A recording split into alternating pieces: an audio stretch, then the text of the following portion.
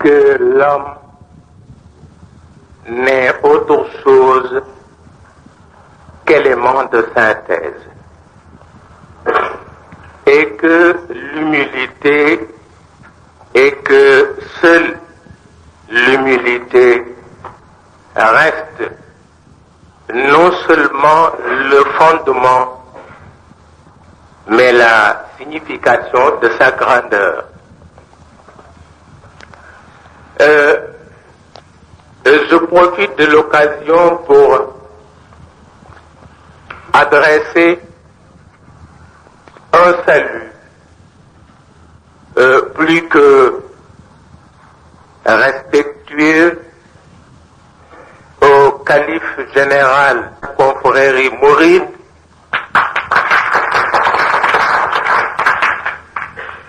au digne chef religieux qui l'entoure, à tous nos frères de l'islam, de la confrérie Tidjane, de la confrérie Qadir, de la confrérie mouride. Nous disons à tous merci et Allahumma al-mukhlisin. Et vous excuserez cette petite audace. Vous le savez, je ne suis pas intellectuel de langue française, je suis arabisant, mais je suis avant tout un Sénégalais. C'est-à-dire enfant d'un pays où le français reste la langue officielle. Et quelqu'un l'a déjà dit, qui connaît un Sénégalais connaît quelque chose de son frère de la métropole. On est à la fois Sénégalais et Français, il faut le dire tout de suite, d'autant que nous avons à la tête du pays un homme qui est à la fois chef politique, autorité spirituelle parce que poète, parce que humaniste, parce que défenseur acharné des trois religions révélées.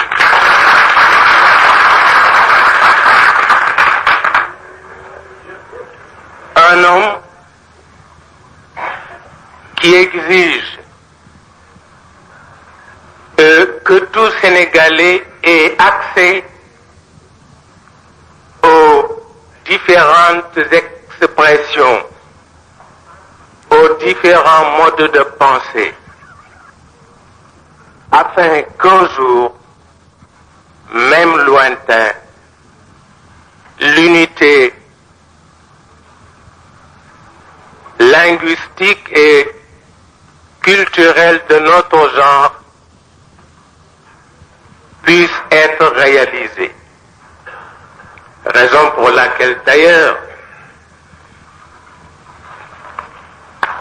je viens vous parler aujourd'hui de cette vieille chose. De cette vieille chose qui s'appelle religion. Et qui, faute de souplesse d'après les uns, ou d'interprétation objective d'après les autres, c'est presque la même chose. Cette vieille chose qui devient de plus en plus encombrante. Mais la religion, en tant que source de grâce,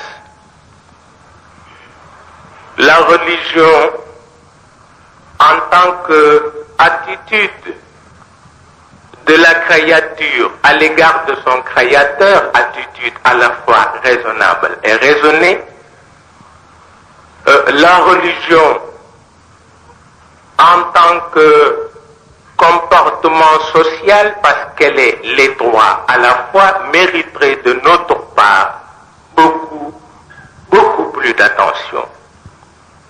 Malheureusement, il faut le dire tout de suite, les esprits butés voudraient en faire, eux, voudraient en faire une question de fascination,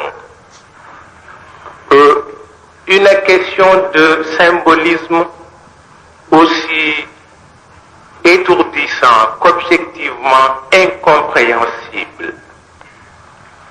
Mais je crois que l'essentiel, c'est de mettre l'accent sur ce que l'islam appelle al-haqa'iq al-kubra, c'est-à-dire les grandes réalités, les réalités de tous les temps et de tous les siècles, et qui veulent que l'homme ait pour objectif principal la réalisation de l'unité profonde et organique de la création. Le Coran l'a bien dit, si Dieu se plaît à faire de ce monde un monde médiateur, c'est qu'il a bien voulu mettre à l'épreuve certains éléments par et à travers lesquels se manifeste la grande masse des réalités.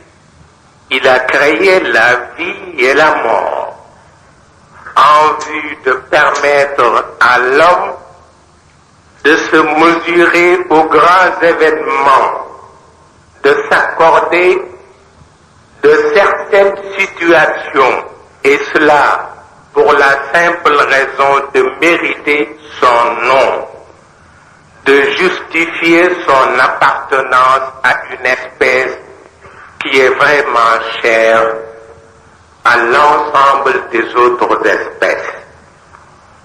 C'est effectivement un moyen et une occasion pour ce Dieu tombé du ciel de redevenir ici-bas même le grand favori de la compétition interuniverselle. C'est là le sens que le Créateur accorde à la liberté. Et c'est là une manière qui lui est singulière de désigner un vicaire. Un sens et une manière qui ont pour point de référence la dignité de l'homme. Cette dignité qui d'ailleurs ne cesse de faire appel à toutes les dispositions physico-cérébrales afin que l'équilibre soit maintenu à tous les niveaux et dans tous les domaines. C'est l'âme avec son inclination au sacré, c'est l'intelligence avec sa soif de découverte, c'est l'esprit avec ses ressources inépuisables, c'est la passion plongée dans une quête perpétuelle d'approfondissement et de divertissement. C'est le corps avec son légitime besoin d'aliments nutritifs, et c'est enfin l'homme, instrument de mesure, qui est toujours là pour en assurer équitablement la répartition. Sinon, tout devient obscurité dans le plus obscur des mondes. L'on sait l'importance que Dieu attache au maintien et à la sauvegarde de l'univers par ses principes d'équilibre, Vous l'avez vu dans le Coran, Ar-Rahman, Allama al-Qur'an, Khalaqa al-Insan, Allamahu al-Bayan, الشمس والقمر بحسبان والنجم والشجر يسجدان والسماء رفعها ووضع الميزان. C'est l'équilibre. C'est l'équilibre entre Dieu et la création.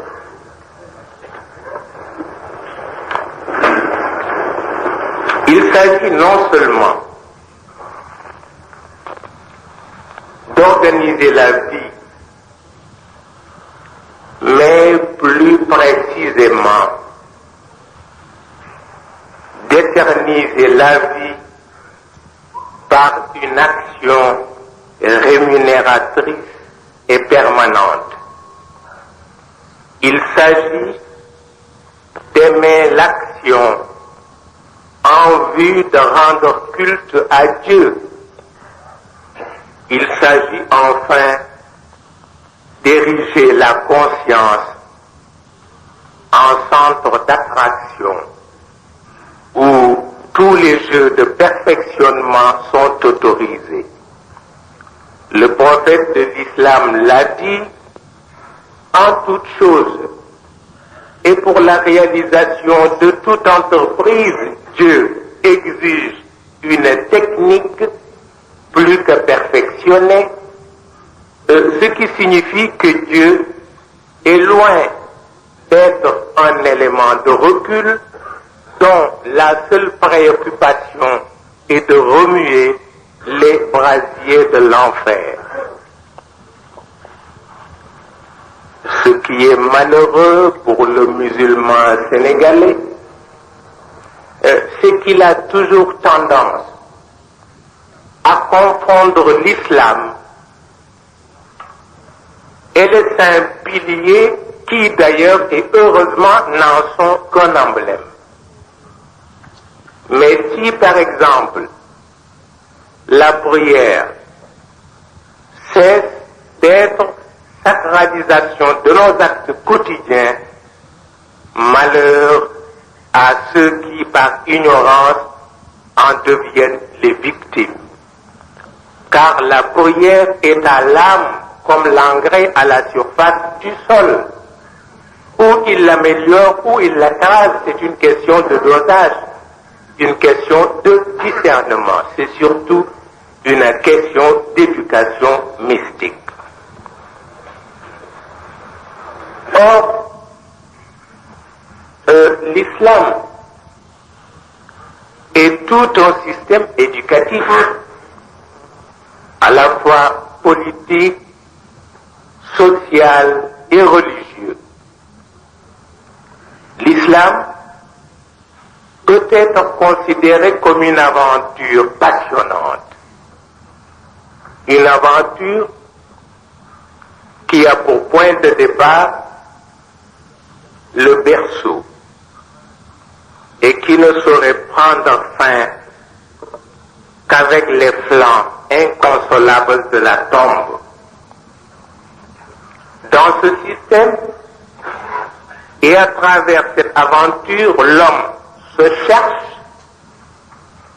en cherchant ce qui constitue son affinité avec les grandes réalités. Les exigences de la modernité n'en sont qu'un aspect, mais un aspect dont l'éclipse porterait atteinte à la conscience de l'univers. Les exigences de la modernité n'en sont qu'un aspect.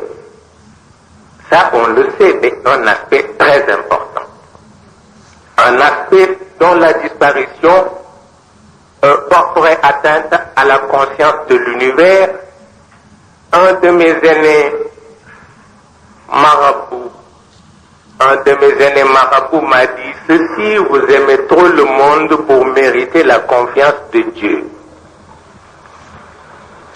Je lui ai répondu alors: vous détestez trop le monde pour mériter le vicariat de Dieu.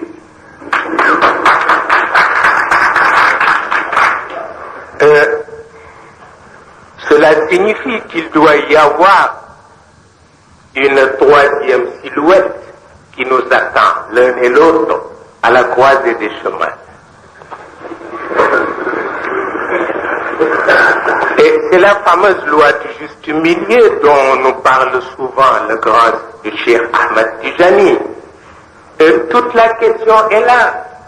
Où c'est Dieu qui est créateur de toutes choses, ce qui indubitablement invite à voir en toutes choses l'image de son omnipotence. Où Dieu n'est qu'un pur subjectivisme, en face duquel toute objectivité doit être bannie, nous demanderions alors aux marchands de divinité de cesser leur commerce. Ça, c'est normal. Hein?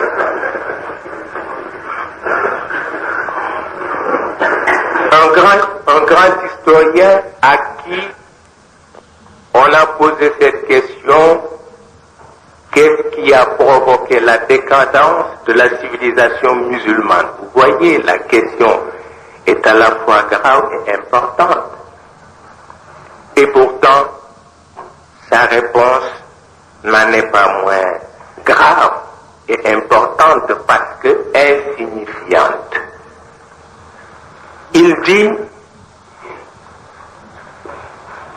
parce qu'il y avait absence de charbon.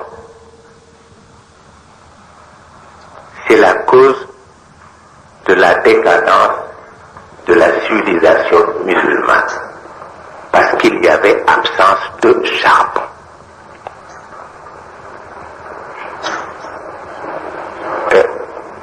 Insignifiant mais importante. Cela veut dire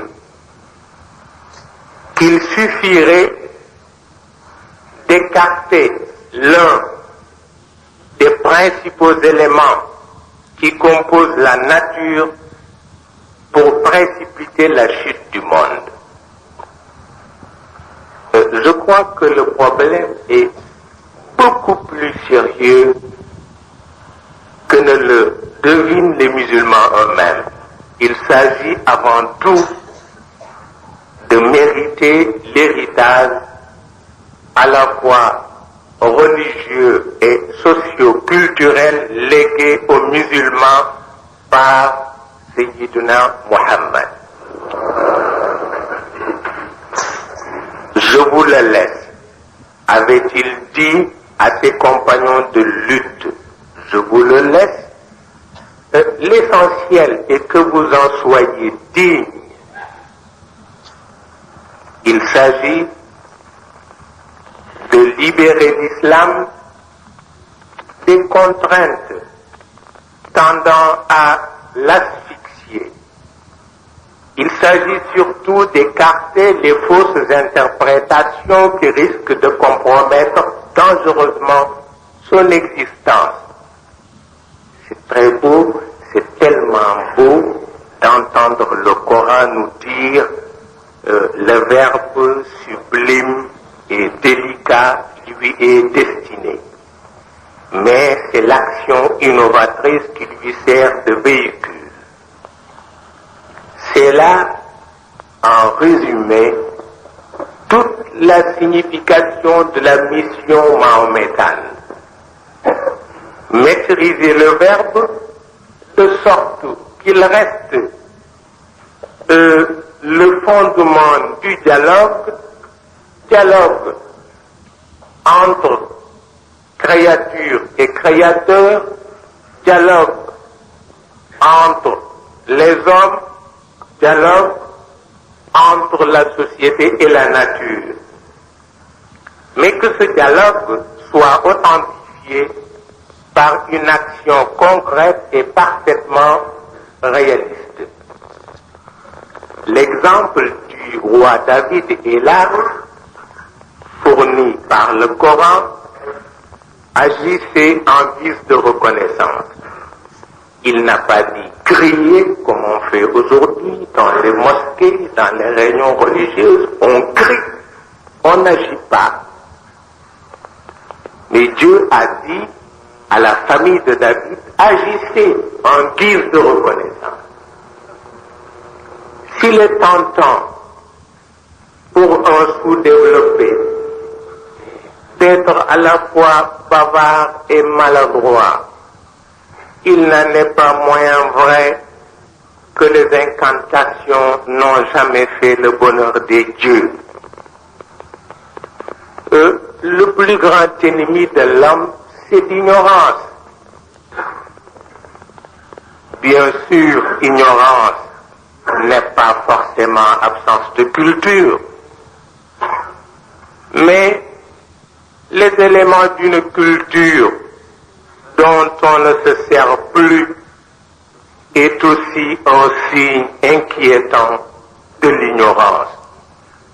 C'est le cas de certains traditionalistes qui ne comprennent pas encore qu'il est des notions dont la complexité invite perpétuellement à un réexamen profond des différentes situations.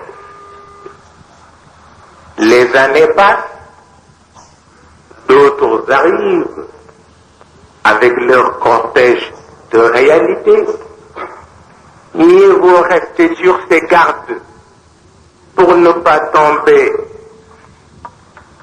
dans le piège.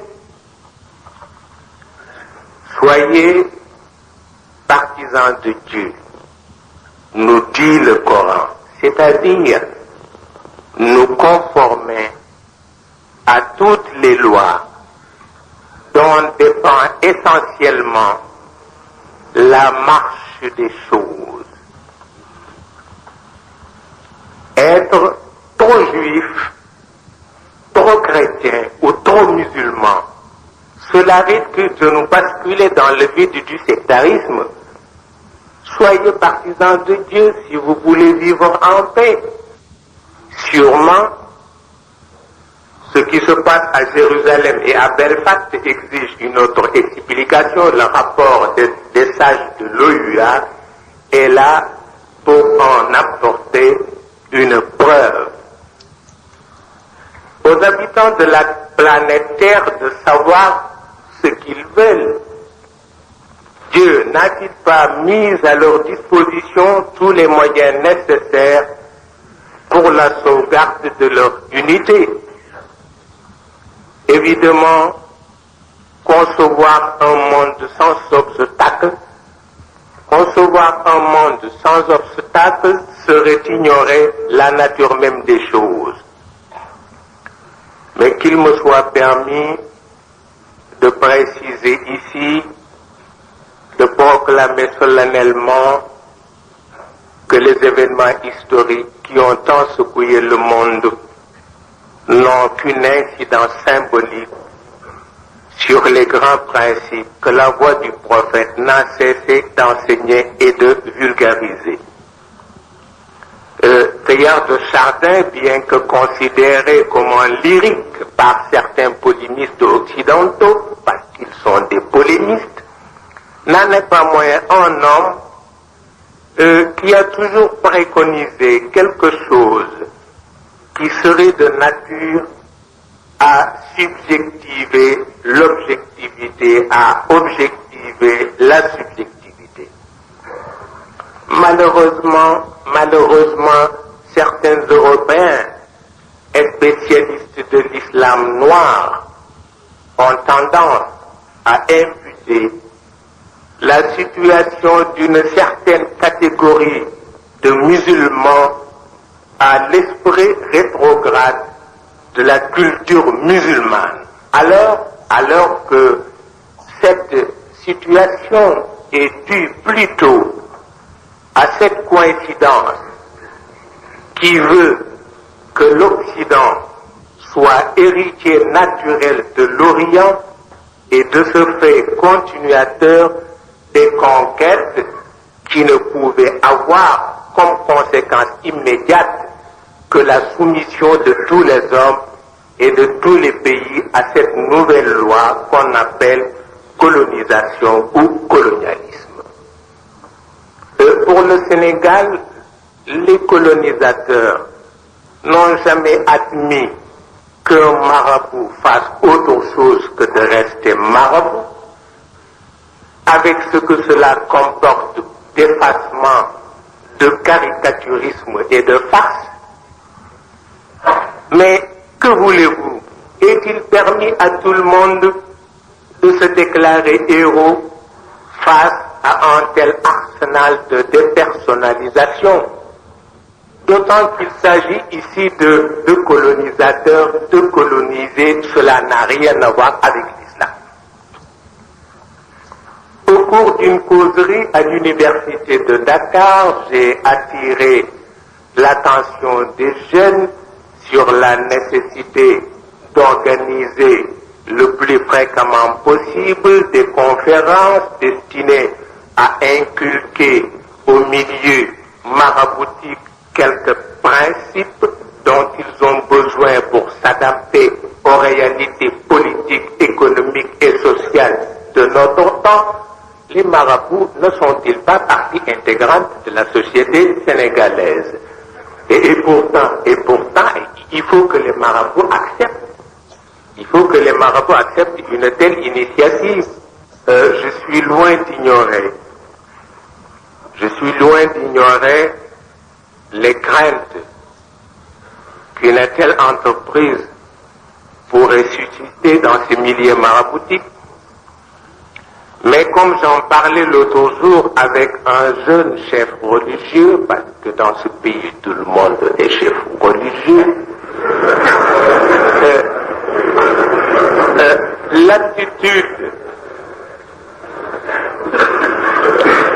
l'attitude de certaines jeunesses qui consiste à critiquer sans pour autant apporter sa contribution à la reconversion des mentalités devient de plus en plus inquiétante. Un grand sociologue américain nous dit qu'il y a là une escroquerie morale, des gens qui parlent d'une société à laquelle ils n'adressent même pas la parole. Je l'ai dit quelque part, il est 10 fois plus facile d'être dispensateur d'injures que d'être contestataire de vocation. La contestation qui est considérée par les grands de la pensée comme la conséquence d'une découverte inaliénable, la découverte d'une seconde vérité. Cette contestation ne saurait servir de prétexte à des agissements plus ou moins douteux, plus ou moins condamnables. Face à cette seconde vérité, la révolte des jeunes et l'amertume des parents doivent être soumis à la rigueur d'une psychologie, la psychologie des profondeurs. Pourquoi les jeunes d'aujourd'hui sont-ils si différents physiquement et moralement de leurs parents? De nombreux penseurs européens et américains ont essayé de répondre à cette question. Il s'agit de permettre à la génération montante de vivre la troisième grande révolution de l'humanité. Après l'invention de l'imprimerie et la mise en application de l'alphabet, la découverte du cinéma, de la télévision et de tout ce qui a rapport à l'avènement de l'électronique ne peut que forger un type de jeune dont l'appartenance à notre espèce reste à définir. Dans le continent européen, il y a actuellement une autre race, la race des jeunes.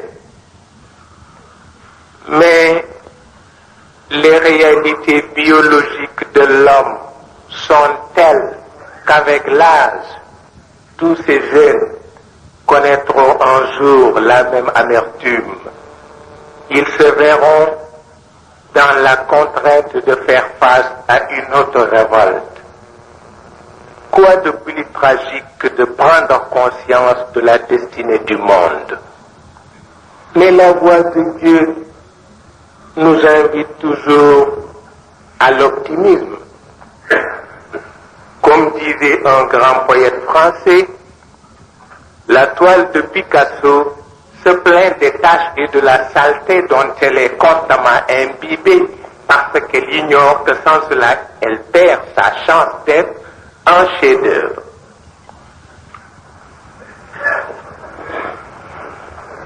Mieux vaut accorder un autre sens à la vieillesse et à la mort.